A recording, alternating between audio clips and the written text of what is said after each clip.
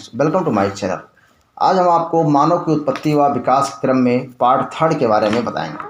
जैसे कि हमने आपको पार्ट फर्स्ट और पार्ट सेकंड में मनुष्य के जो क्रमिक विकास की स्टोरी है, कहानी है, इसमें हमने पाषाण काल के अंतर्गत हमने निम्न पुरापाषाण काल, मध्य पुरापाषाण काल, उच्च पुरापाषाण काल और मध्य पाषाण काल और नवपाषाण काल के बारे में चर्चा की है।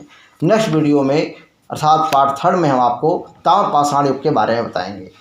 जिस काल में मनुष्य ने पत्थर एवं तांबे के औजारों का साथ साथ प्रयोग किया, उस काल को ताम्रपाषाणिक काल कहते हैं। इसे ताम्रपाषाण काल भी कहा जाता है। सर्वप्रथम जिस धातु को औजारों से प्रयुक्त किया गया वह तांबा था। ऐसा माना जाता है कि तांबे का सर्वप्रथम प्रयोग लगभग 5000 ईसा पूर्व में किया गया। इसका प्रमाण मद्रास से प्राप्त तांबे की कुल्हाड़ी से था। ताम्रपाषाणिक युगीन मानव ने भारत में प्रथम बार ग्रामीण सभ्यता की स्थापना की। ताम्रपाषाण युग के लोग लिखने की कला नहीं जानते थे और न ही नगरों में रहना जानते थे, जबकि कांस्य युग के लोग नगरवासी हो गए थे। तकनीकी दृष्टि से ताम्रपाषाण अवस्था हड़प्पा की कांस्य युगीन संस्कृति से पहले की है। कालक्रमानुसार भारत में हड़प्पा की कांस्य संस्कृति पहले और अधिकांश ताम्रपाषाण युगीन संस्कृति बाद में आती है। मालवा ताम्रपाषाण संस्कृति की एक विलक्षणता है। मालवा वृद्धभांड ताम्रपाषाण वृद्धभांडों में उत्कृष्ट माना गया है। जौरवे संस्कृति ग्रामीण थी, फिर भी उसकी कई बस्तियां जैसे दैमाबाद और इनाम गांव में नगरीकरण की प्रक्रिया प्रारंभ हो गई थी। जौरवे स्थलों में सबसे बड़ा दैमाबाद है। ये लोग सर्वप्रथम चित्रित वृद्धभांडों का प्रयोग किए थे। इसमें काले व लाल वृद्धभांड मुख्यतः थे। दक्षिण भारत में नवपाषाण अवस्था परिलक्षित होने पर इसे नवपाषाणीय ताम्रपाषाण संस्कृति का नाम दिया गया था। ताम्रपाषाण युग के लोग प्रायः पक्की ईंटों से परिचित नहीं थे। इसका प्रयोग कभी कभी होता था। ताम्रपाषाण युग के लोग मातृ देवी की पूजा करते थे। कई कच्ची मिट्टी को नग्न मूर्तिकाएँ भी पूजी जाती थीं। इनाम गांव में मातृ देवी की प्रतिमा मिलती हैं। ताम्रपाषाण युग के प्रमुख स्थल बलूचिस्तान, सिंधु, राजस्थान, पश्चिमी महाराष्ट्र, पश्चिमी मध्य प्रदेश और उत्तर प्रदेश है।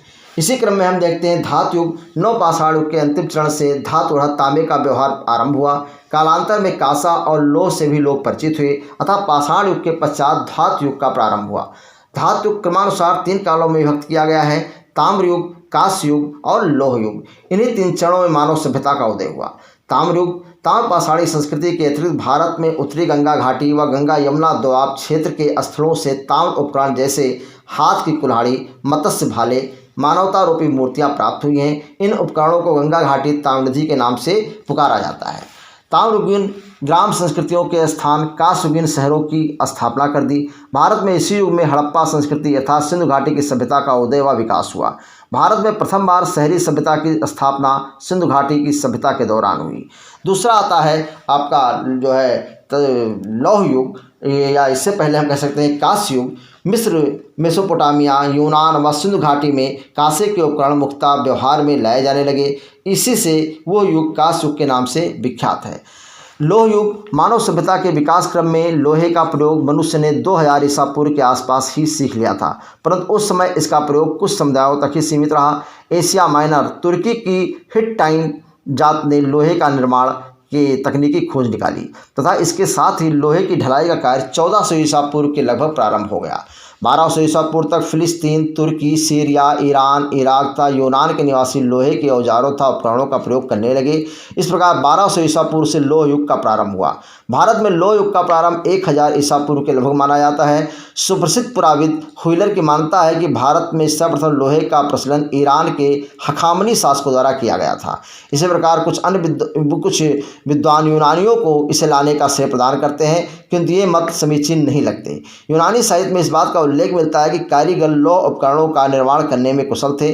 ऋग्वेद में ऐस नामक धातु का उल्लेख प्राप्त होता है जिसके वास्तविक अर्थ के विषय में मतभेद है। संभवतः ये शब्द सामान्यतः धातु के अर्थ में प्रयुक्त हुआ है तथा भारत के पास ऐसा कोई प्रमाण नहीं है जिसके आधार पर यह सिद्ध किया जा सके कि ऋग्वैदिक आर्य लोहे से परिचित थे।